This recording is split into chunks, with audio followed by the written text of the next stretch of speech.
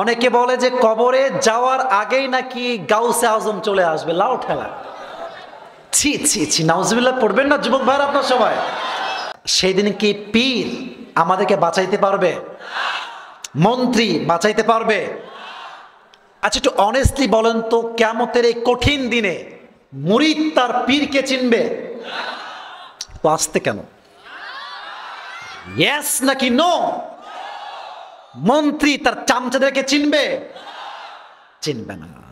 আর যারা বলে যে আমার পীর আমাকে বাঁচাবে, অনেকে বলে যে কবরে যাওয়ার আগেই নাকি গাউসে আজম চলে আসবে, লাউ ঠেলা।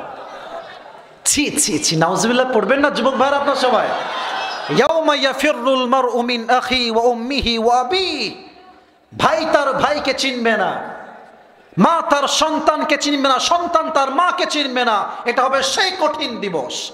তবে এবার আমার দুই হাত দেখেন, এটা হচ্ছে ডান হাত পলসার ভার, এটা হচ্ছে কি হাত?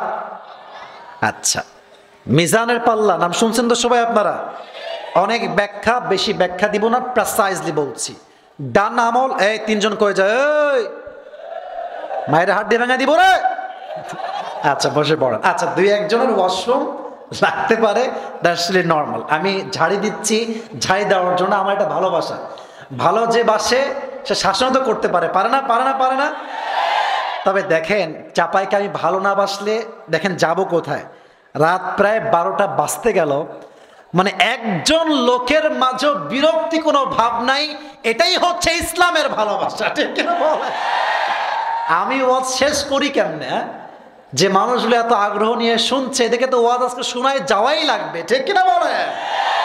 আচ্ছা এবার look at my two hands, ডান হাত বাম হাত দেখেন। আল্লাহ বলছেন فَمَن يَعْمَلْ مِثْقَالَ ذَرَّةٍ خَيْرًا يَرَهُ وَمَن يَعْمَلْ مِثْقَالَ ذَرَّةٍ شَرًّا يَرَهُ।